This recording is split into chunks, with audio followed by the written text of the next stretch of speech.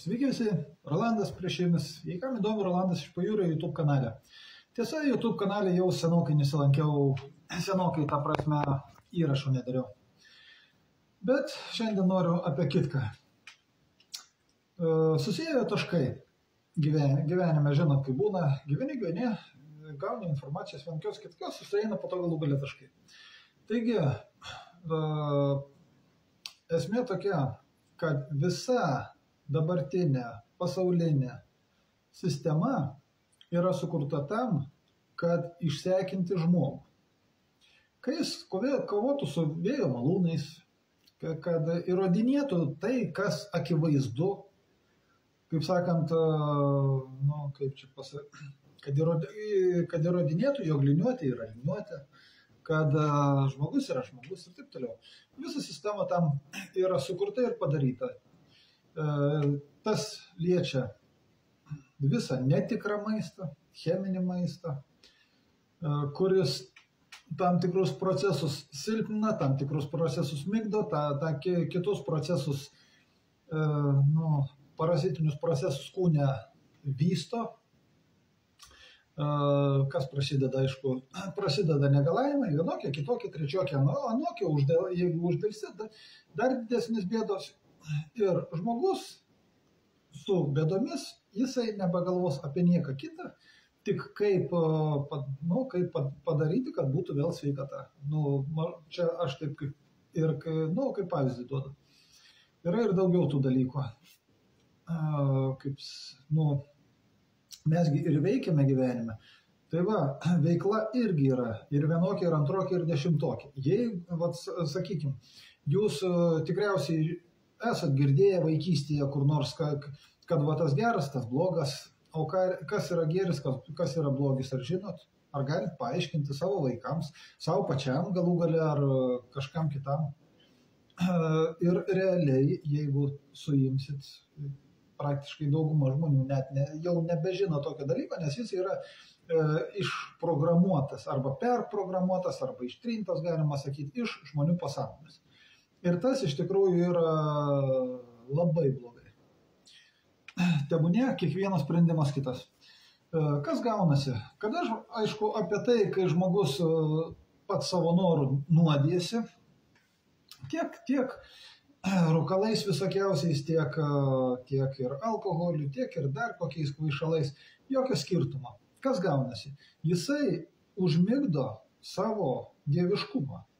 Jis užmigdo savo ryšį su tenais. Kas mes esam? Mes esam dievų vaikai. Aišku, jeigu nueisite į vienokias ar kitokias ten, namelius, kioskelius, taip pasakykim, tai ten išgirsite visokių kitų versijų, kad žmogus yra vienur, žiūrėkit, Dievas sukūrė pagal savo pavidalą ir taip toliau ir panašiai, bet jūs esate Dievo avelės. Nes jūs reikia ganyti. Aš nelabai suprantu, jeigu tėvas su mama sukuria gyvybę, randasi gyvybę, vaikas, ir pasakyti, kad tu dabar būsi mano avinas, aš tave ganysiu, kažkaip skamba silpnaprotiškai. Pykit, nepykit, aš nieko nenoriu įžeidti, bet imkim logiką, kuri yra visgi mūsų pirminis vertintojas. Čia aš, aišku, tik tai imu kaip pavyzdį, bet visą informaciją, kurią mes gaunam, ją reikia filtruoti. Filtruokit, galvokit, mąstykit. Kaip yra užteršiama mūsų informacija? Labai paprastai. Paimama dalelė tiesos arba dalis tiesos, o visa kita nesvarbu.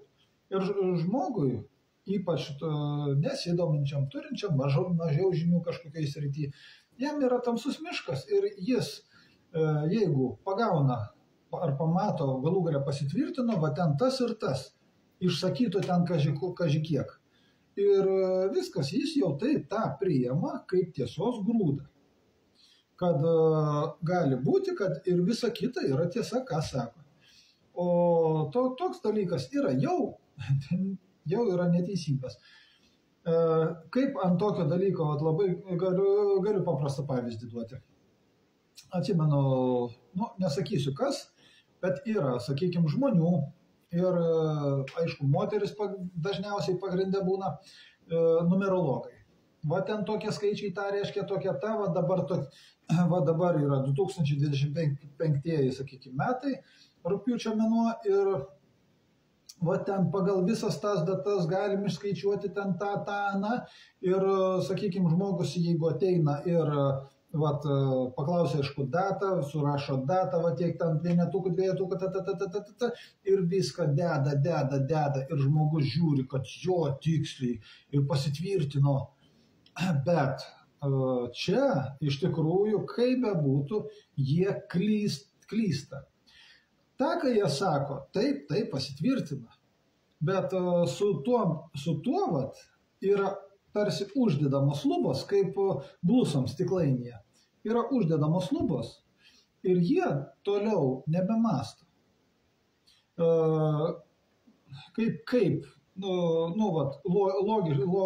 Esu tokia ne vienam, atrodo, ir viena, bent jau prisimenu vieną realų gerą pavyzdį.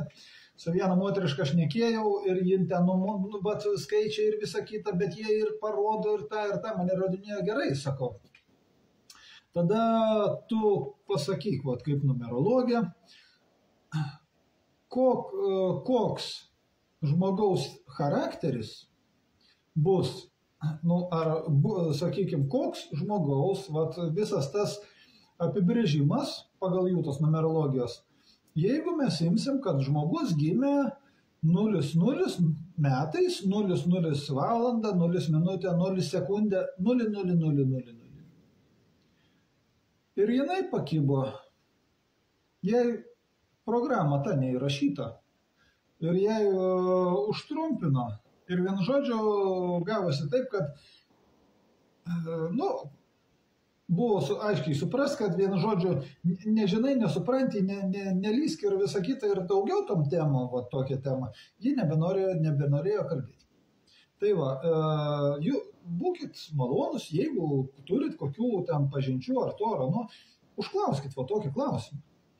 O jeigu sakys, kad tokių metų nebuvo, tai ką galim sakyti, tai ką, žemės nebuvo tada tokiu laiku.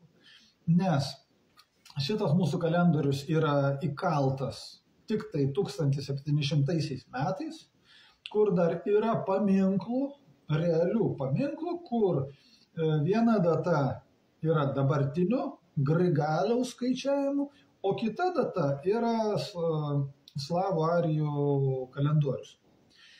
Tiesa, ir jis dabar ten yra kažkur tai 7535 kažkur metai, aš nebeatsimenu.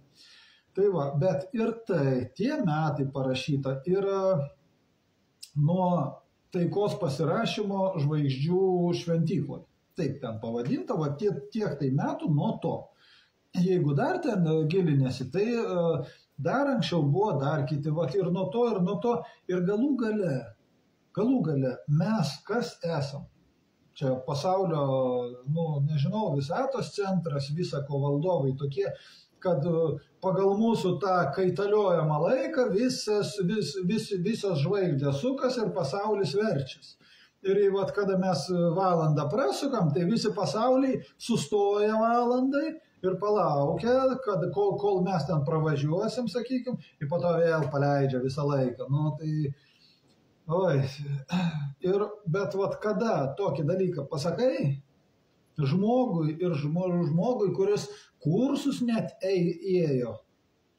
Ir ėjo kursus ir visa kita, ir ten vienokius ir kitokius, ir taip. Ir galų gale, kaip tokį dalyką pasakai paprasčiausia, ir viskas. Ten būna kibirkščių kažkokia jūra ir baigėsi visas tas reikalas. Tai va, numerologų galite paklausti.